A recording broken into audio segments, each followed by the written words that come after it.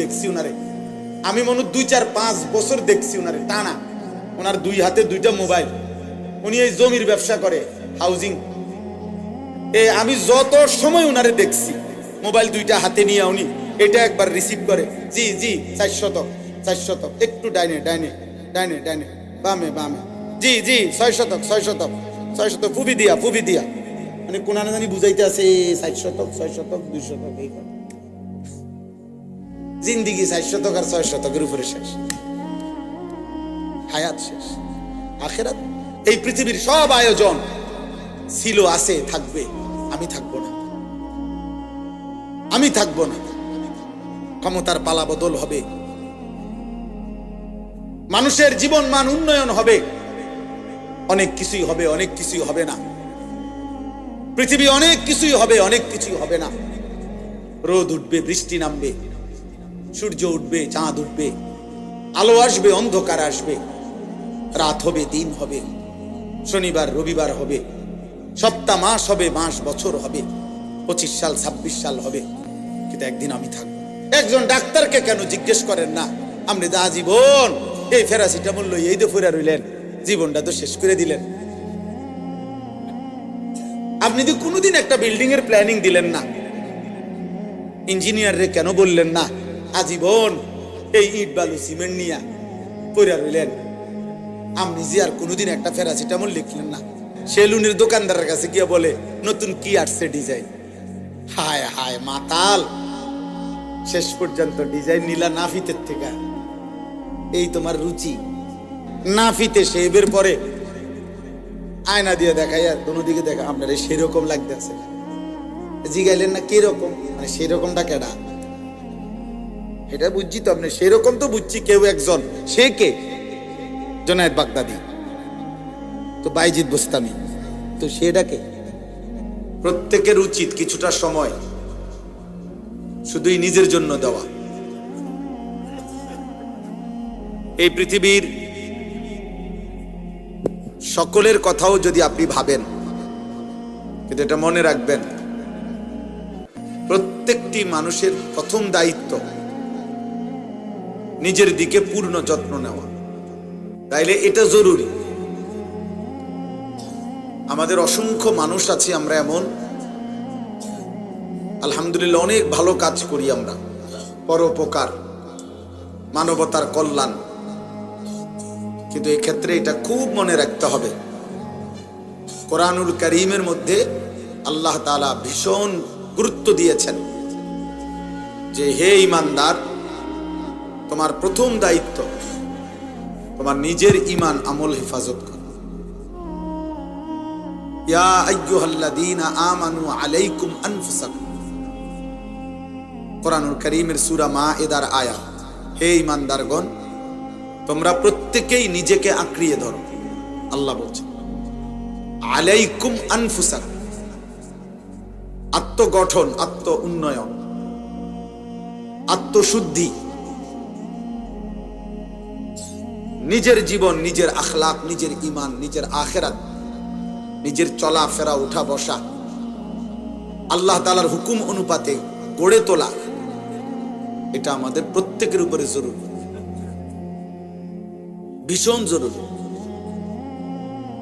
কোরআনুল কারীমের মধ্যে আল্লাহ তাআলা বলছেন ইয়া আইয়ুহাল্লাযীনা আমানু কু আনফুসাকুম ওয়া আহলিকুম নারা, হে ঈমানদারগণ, তোমরা নিজেকে বাঁচাও এবং পরিবারের সদস্যদেরকে বাঁচাও নারান, জাহান্নামের আগুন থেকে।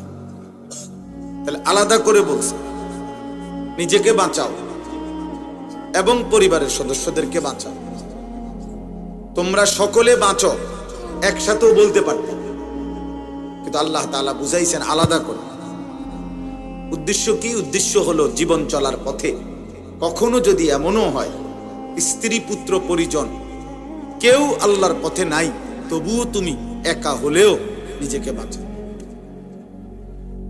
এই ক্ষেত্রেও এই কথা বলার সুযোগ নাই যে আল্লাহ আমি কি করবো, আমার পরিবার, আমার সমাজ, আমার ঘর সংসার কারোর সাথে আমি আর পারি নাই, এই কারণে আমি আপনার হুকুম মানতে পারি নাই। আল্লাহর কসম, এই কথা বললে আখিরাতে মুক্তি হবে। কোরআনুল কারীমের মধ্যে আছে সূরা নিসার মধ্যে, ফাকাতিল ফি সাবিলিল্লাহ লা তুকাল্লাফু ইল্লা নাফসাক ওয়া হাররিদিল মুমিনিন। আমি সবাইকে অনুরোধ করছি, আপনি বুঝতে চেষ্টা করেন ব্যক্তিগতভাবে। বাপ, আমি আল্লাহর কথা এই জন্য শুধু বলতে চাই যে আমিও যেন বুঝি, আপনিও যেন বুঝেন, আমল করেন। কোনো পরিচিতি, সুখ্যাতি, জনপ্রিয়তা ব্যক্তিগতভাবে এটা আমার তেমন কোনো দরকার নাই। আমি কোনো প্রার্থীও না, আমার কোনো পদ পদবিও নাই, আমি কোনো মার্কাও পক্ষেও না বিপক্ষেও না, এটা বুঝিও না, আমার কোনো মার্কাও নাই। আপনি যদি মনে করেন তো আপনি কি, আমি এই যে রুম আছি এরকম। এই জন্য আমার অনুরোধ, আমার উদ্দেশ্য একটাই, আমরা যেন প্রত্যেকে এতটুকু বুঝি যে আমার আখিরাত আছে। আজ এখানেই আমার সব আয়োজন শেষ না, আমাকে এরপরে কোথাও যেতে হবে। আখিরাত ভুলে গেলে, মৃত্যু পরবর্তী জীবন ভুলে গেলে খোদার কসম সেটা জীবন হয় না। আল্লাহর সাথে যার বাঁধন ছুটে যায়, রবের সাথে যার সুতা ছিঁড়ে যায়, সে আর মানুষ থাকে না। মানুষ থাকে। জীবনের অর্থ যার কাছে শুধুই মনের চাহিদা পূরণ, ওরে মানুষ বলেন। আমি হালাল হারাম বুঝি না, জায়েজ না জায়েজ বুঝি না, আমি বুঝি আমার মনে যা চায় তা পূরণ হইতে হবে। এইটা যার জীবনের অর্থ, ওরে মানুষ বলে। ওকে বলে জানোয়ার, চতুষ্পদ জন্তু। কোরআন এমন ব্যক্তিকে চতুষ্পদ জন্তু বলছে। কোরআনুল কারীমের সূরা আরাফের মধ্যে কথা স্পষ্ট আয়াত, ওয়াত্তাবা হাওয়াহু ফামাসালুহু কামাসালিল কালব। কোরআন শরীফে আল্লাহ বলছেন, যে তার মনের চাহিদার কেবল অনুসরণ করে, আল্লাহর বিধান হালাল হারাম, উচিত অনুচিত, জায়েজ না জায়েজের পার্থক্য যে করে না। আমার 12 লাখ টাকা দরকার, অতএব আমি 6 লাখ টাকা নিলাম জমি বেচা, 6 লাখ টাকা নিলাম সুদে কিস্তিতে, 12 লাখ টাকার চাহিদা পূর্ণ হয়েছে। হালাল হারাম আমি বুঝি না, আমার টাকা দাও। আমার নারী দেখা দরকার, আমার লজ্জাস্থানের চাহিদা, অতএব আমি মোবাইলে নর্তকী ছবি, উলঙ্গ দৃশ্য, জিনা, ব্যভিচার, নাটক, সিনেমার নায়িকা, রাস্তার বেহায়া নারী, যা পাই আমি সব দেখলাম। কারণ আমার কাছে কোনো হালাল হারাম পার্থক্য নাই, আমার চাহিদা পূরণ হওয়া, এটা হলো আমার মাকসাদ। আল্লাহর কসমের মানুষ বলেন, একে মানুষ বলেন। কোরআনুল কারীমে আল্লাহ বলছে, ওয়াত্তাবা হাওয়াহু ফামাসালুহু কামাসালিল কালব। জীবন যার কাছে শুধু চাহিদা পূরণ, তার উদাহরণ কুকুরের মতো। কামাসালিল কালব, ওই জীবন কুত্তার জীবন, ওই জিন্দেগি কুত্তার জিন্দেগি, কুকুরের জীবন। সরাসরি কোরআন শরীফের আয়াত। অতএব জীবন যার কাছে শুধু চাহিদা পূরণ, সে ইনসান, সে মানুষ। আল্লাহ তাআলা প্রয়োজন পরিমাণ আকল, বুদ্ধি, বিবেচনা, প্রয়োজন পরিমাণ প্রত্যেক জীব প্রাণীকে আল্লাহ দিয়েছেন। আ'তা কুল্লা শাইইন খালকাহু সুম্মা হাদা, এটা কোরআনের আয়াত। প্রত্যেককে দিয়েছেন। একটা কুকুর লাঠি আলগি দিলে হে কেমনে বুঝলো, হে দৌড় দিল কাকে? সে এটা বুঝলো কেমনে যে এই লাঠিটা আলগি দিলে, এটা দিয়ে বাড়ি দিলে আমার ক্ষতি হবে, তাহলে হে দৌড় দিল কাকে? বুঝা গেল, এটুকু বুঝ আল্লাহ তাআলা তাকে দিয়েছে। অতএব প্রয়োজন পরিমাণ আকল আল্লাহ তাআলা প্রত্যেককে দিয়েছেন, কিন্তু পূর্ণ আকলে তাম, পূর্ণ আকল, বুদ্ধি, বিবেচনা আল্লাহ তাআলা মানুষকে দিয়েছেন। সেটা কেন? শুধুমাত্র আত্মরক্ষা আর শুধু ভাত মাছের চাহিদা পূরণ, এটার জন্য না। এতটুকু যদি হয় তো ও গরু, ছাগল, কুকুর, বিড়াল রে যেদূর দিছে বুদ্ধি বিবেচনা, এদূর বুদ্ধি বিবেচনা নিয়ে তো গরু, ছাগলও, কুকুর, বিড়ালও তো দুনিয়া ভোগ করে। খায়, ঘুমায়, পেশাব পায়খানা করে, লজ্জাস্থানের চাহিদা পূরণ করে। নাই তো কুকুরের বাচ্চা হয় কেমনে, ছাগলের বাচ্চা হয় কেমনে? দোস্ত, এটা বোঝা উচিত, এটা ভীষণ বোঝা উচিত। এদ্দুর আকল এ তো জানোয়ারেরও আছে, শুধু চাহিদা পূরণের জন্য যেটুকু দরকার। তাহলে আমি আপনি মানুষকে আল্লাহ তাআলা আকলে তাম, পূর্ণ আকল কেন দিলেন? তাই ভিন্ন কিছুর জন্য? শুধু ভাতের চাহিদা, খাবারের চাহিদা, পেটের চাহিদা, শুধু ঘুম, শুধু উপার্জন, শুধু লজ্জাস্থানের চাহিদা পূরণ, এটুকু যার মাকসাদ, উদ্দেশ্য, ও মানুষ না হলেও চলতো, ও মানুষ না হলেও চলতো। এটুকুর জন্য মানুষের আকল দেওয়া দরকার ছিল না। জানোয়ারের বুদ্ধি বিবেচনা যেদ্দুর এদ্দুর দিলেই সাথে। এই জন্য বাপ, এটা বোঝা উচিত। কোরআন আপনাকে এটা বুঝাইতে চাইছে। এই জন্য কোরআনুল কারীম আল্লাহ বলছে, ফাতাবিরু ইয়া উলিল আবসার, হে চোখওয়ালা বান্দা তুমি ভাবো। ফাতাবিরু ইয়া উলিল আলবাব, হে বুদ্ধি বিবেচনা সম্পূর্ণ বান্দা ভাবো। ফাতাবিরু, আল্লাহ তাআলা বলছে ইন্নামা ইয়াতাযাক্কারু উলুল আলবাব, বুদ্ধি বিবেচনা সম্পূর্ণ বান্দা আমি আল্লাহর কথা থেকে উপদেশ গ্রহণ করবে।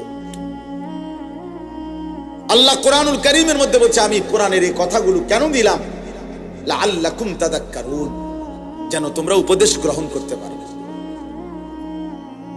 লাআল্লাহুম ইয়াতাফাক্কারুন, যেন আমার বান্দারা ভাবতে পারে, ফিকির করতে পারে।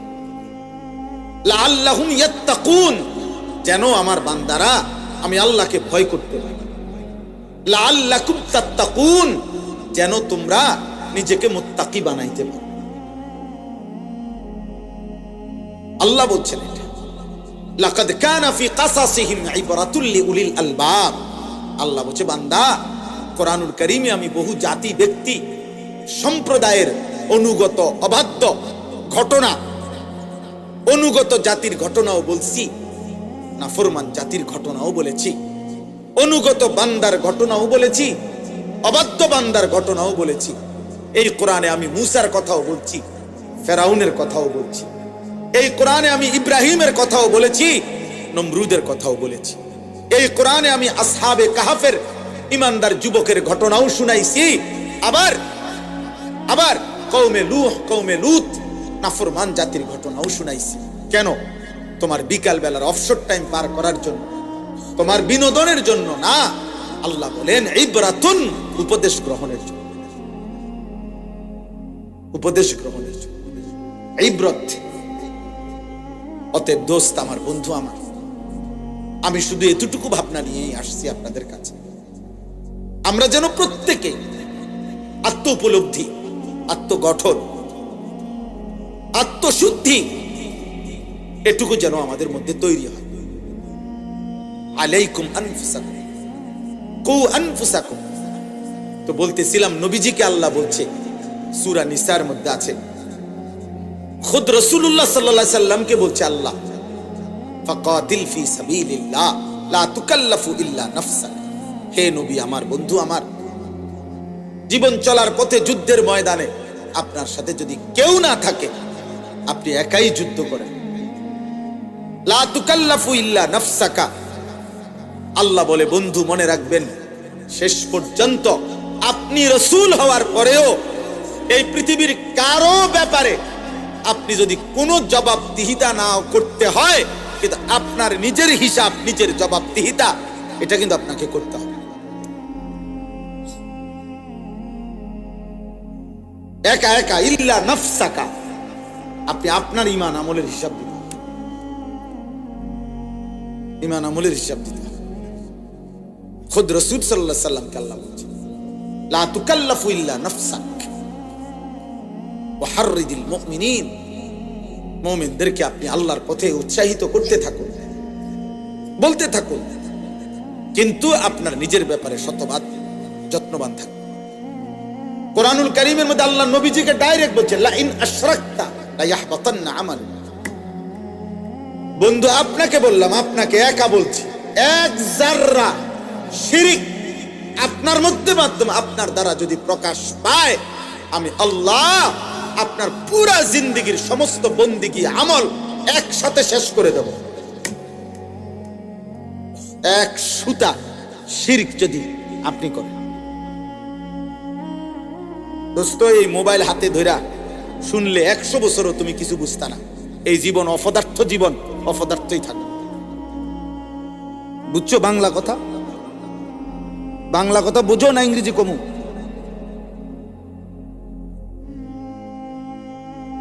মোবাইলের এই আসক্ত জীবন কোনোদিন মঞ্জিল চিনাবে না। মাতাল ছাড়া আর কিছু বানায় না।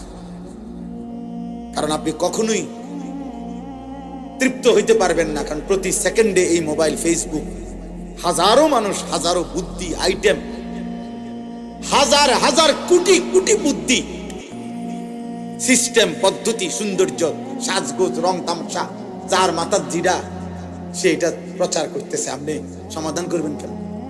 আপনি যদি নির্দিষ্ট কোনো একটা কেন্দ্রে না দাঁড়ান, আপনার যদি একটা লক্ষ্যবিন্দু না থাকে, জীবনের যদি একটা গন্তব্য না থাকে, এই মোবাইল দেখা খোদার কসম কোন মানুষ নিজেকে পৃথিবীতে, আখেরাত তো নাই, দুনিয়াতেও কোনোদিন সে নিজেকে সুস্থ স্বাভাবিক রাখতে পারবে না। এই জন্য আমার বয়স 44 বছর। 44 বছরে আমার জিন্দেগির লক্ষ্যবিন্দু স্থির যে আমি আল্লাহ রসুলের অনুসরণ করব, সাহাবাদের অনুসরণ করব। 44 বছরে আর কোনোদিন জামা, চুল, দাড়ি, মোষ, চেহারা, জামা, পোশাক, কোনো কিছু খোদার কসম আমার আর বদলাইতে হয় নাই। আমি এক মডেলে, এক ঢঙ্গে আছি। কারণ আমার জীবনের কেন্দ্র ঠিক আছে। কিন্তু তোমরা যারা কিশোর নওজোয়ান, তুমি বলো গত 6 মাসের মধ্যে, 1 বছরের মধ্যে চুলের ডিজাইন বদলাইছো কয়টা? তাহলে তুমিই তো জানো না তোমারে কেমনে সুন্দর লাগে। তো মানুষে তোমারে কি বুঝবো? তোমার লগে তো তোমারে বনে না, তোমার সাথে তো তুমিই বনো না। বলেন এই পর্যন্ত কয়টা ডিজাইনের প্যান্ট বদলাইছেন? সেলুনের দোকানদারের কাছে গিয়ে বলে নতুন কি আসছে ডিজাইন। হায় হায় মাতাল, শেষ পর্যন্ত ডিজাইন নিলা নাফিতের থেকে। এই তোমার রুচি। ডিজাইন নিলা নাফিতের থেকে, নাফিতে শেভের পরে আয়না দিয়ে দেখাইয়া দুদিকে দেখা আপনার সেরকম লাগতেছে। জিগাইলেন না কিরকম, মানে সেরকমটা কেডা? এটা বুঝছি তো আপনি, সেরকম তো বুঝছি কেউ একজন। সে কে? জুনায়েদ বাগদাদি, তো বাইজিদ বোস্তামি, তো সেটা কে? জিগান না। কিশোর ভাই, যুবক ভাই, তোমার সমবয়সী যে তোমারে বললো দোস্ত তোরে সেরকম লাগে, হেরে জিগান না দোস্ত সেরকমটা কে? সেটাকে তুমি তার কলজাটা খুললে যদি রিপোর্ট আইয়ে দেখবা, সে বলতে সে তোমারে বুঝাইছে দোস্ত তোমারে